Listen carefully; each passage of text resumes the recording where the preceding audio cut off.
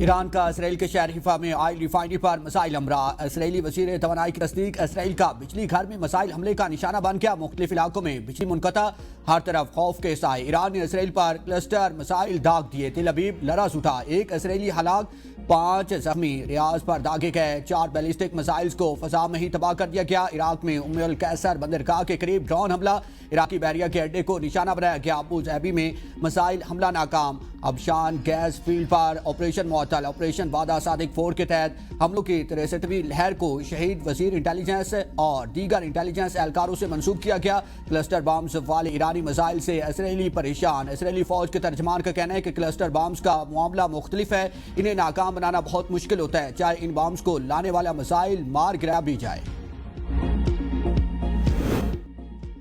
پارس gas field پر حملے کا جواب، ایران خلیجی ممالک میں امریکہ سے منسلک تیل تنصیبات کو نشانے پر رکھ لیا گیا۔ قطر کے راس الفالاس انڈسٹریل سٹی میں میزائل حملے کے بعد لگنے والی آگ پر قابو پا لیا گیا۔ قطر انرجی کے مطابق میزائل حملے کے نتیجے میں بڑے پیمانے پر نقصان ہوا۔ عرب میڈیا کے مطابق سعودی دارالحکومت ریاض میں ارامکو کی تنصیبات کے قریب زوردار دھماکے ہوئے، ارامکو تنصیبات پر 2 حملے ہوئے۔ دھماکوں کے بعد آگ کے شعلے آسمان تک بلند ہوئے۔ کویت اور بحرین میں بھی گیس تنصیبات اور امریکی فوجی اڈوں کو نشانہ بنایا گیا۔ پاسداران انقلاب نے کہا کہ جنگ کو تیل کی تنصیبات تک نہیں پھیلانا چاہیے تھا، نہ دوست اور ہمسایہ ممالک کی معیشت کو نقصان پہنچانے کا ارادہ تھا۔ ایرانی توانائی تنصیبات پر حملوں کے بعد صورتحال ایک نئے مرحلے میں داخل ہو چکی ہے۔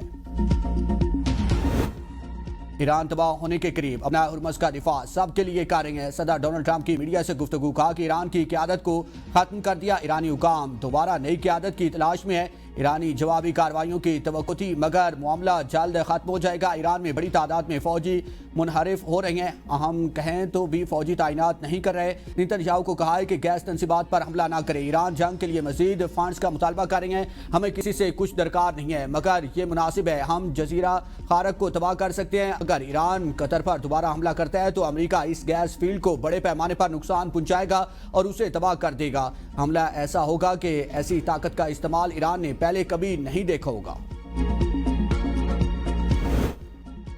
ایران کا امریکی F-35 کو نشانہ بنانے کا دعویٰ، امریکہ نے تصدیق کر دی۔ ایرانی حملوں میں اب تک امریکہ کے 10 کے قریب جنگی طیارے تباہ ہو چکے ہیں۔ ایرانی بحیرہ جرالڈ اور ابراہیم لنکن کو بھی نقصان پہنچائے ہوئے علاقے سے واپس جا چکے ہیں۔ درجن سے زائد MQ-9 ڈرون اور تھرڈ ریڈار سسٹم کو بھی تباہ ہوا۔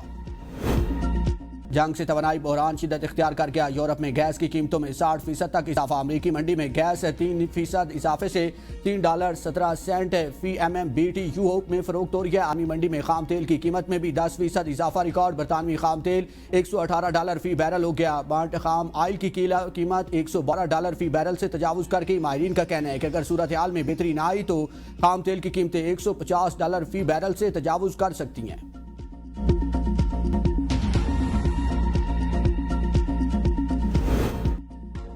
مشرق وسطی کشیدگی، پاکستان سفارتی محاذ پر متحرک، وزیر اعظم شہباز شریف کا ترک صدر رجب طیب اردوان کے شاہ عبداللہ دوم سے ٹیلی فونک رابطے، وزیر اعظم نے رجب طیب اردوان کو عید الفطر کی مبارکباد دی۔ دونوں رہنماؤں کے درمیان مشرق وسطی کی صورتحال پر بھی تبادلہ خیال کیا گیا۔ وزیر اعظم کی اردن کے شاہ عبداللہ دوم کو بھی عید کی مبارکباد۔ دونوں رہنماؤں کا امت مسلمہ میں امن، اتحاد، ہم آہنگی کی ضرورت پر زور دیا۔ وزیر اعظم نے کشیدگی کم کرنے اور سفارتی حل کی ضرورت پر بھی زور دیا۔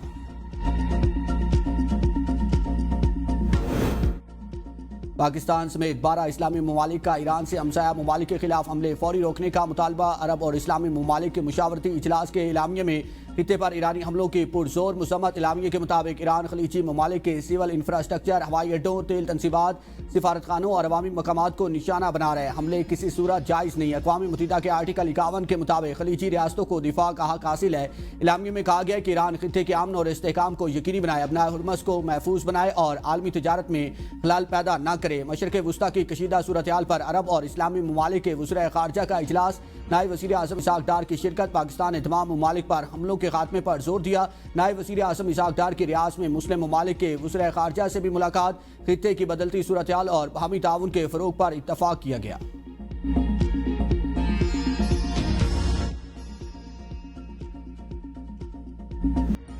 مذہبی جذبات کو تشدد بھڑکانے کے لیے استعمال نہیں ہونے دیا جائے گا۔ بیرون ملک واقعات کی بنیاد پر پاکستان میں تشدد ناقابل برداشت ہے۔ فیلڈ مارشل کا دو ٹوک موقف۔ Army chief field marshal Syed Asim Munir سے اہل تشیع کے علماء کی عام ملاقات۔ فیلڈ مارشل نے کہا کہ گمراہ کن پراپیگنڈا اور فرقہ واریت کا بھرپور مقابلہ کیا جائے گا۔ علماء کا اتحاد، برداشت اور قومی یکجہتی میں کلیدی کردار قرار ہے۔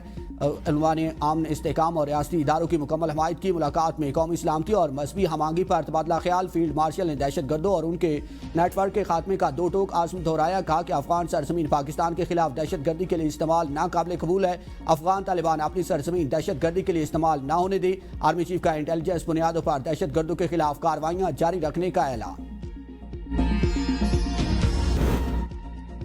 آزاد کشمیر سمیت بالائی علاقوں میں بارش، پہاڑوں پر برف باری، سردی کی شدت بڑھ گئی۔ وادی نیلم اور پیر چناسی کے پہاڑوں پر برف باری کا سلسلہ جاری۔ بالائی سیاحتی مقامات پر برف باری۔ مالم جبہ میں برف باری کے بعد وادی کا قدرتی حسن مزید نکھر گیا۔ سکردو شہر میں ہلکی بارش اور پہاڑوں پر برف باری کے باعث موسم سرد، شہریوں نے گرم کپڑے نکال لیے۔ راولپنڈی، اسلام آباد سمیت لاہور کے مختلف علاقوں میں بارش، موسم خوشگوار۔ جب ہب میں طوفانی ہواؤں اور بارش سے متعدد دکانوں اور گھروں کی چھتیں اڑ گئیں۔ محکمہ موسمیات نے عید پر بھی بادل برسنے کی نوید سنا دی۔ 25 مارچ تک ملک کے مختلف علاقوں میں مزید بارش اور برف باری کی پیش گوئی۔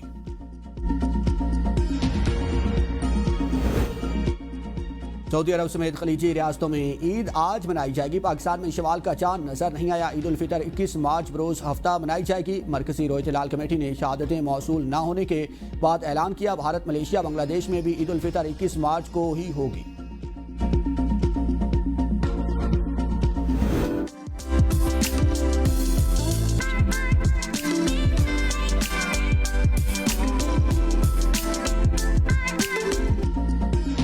عید کی خریداری کے لیے شہریوں کو ایک اور دن مل گیا۔ ہر کوئی خریداری میں مصروف۔ عید کی خوشیاں نئے کپڑوں، مہندی اور چوڑیوں کے بغیر ادھوری ہے۔ بازاروں میں کشمیری چوڑیوں کی دھوم، رنگ برنگے اور دلکش ڈیزائن کے گھنگروں والی چوڑیاں خواتین اور نوجوان لڑکیوں کی خصوصی توجہ کا مرکز۔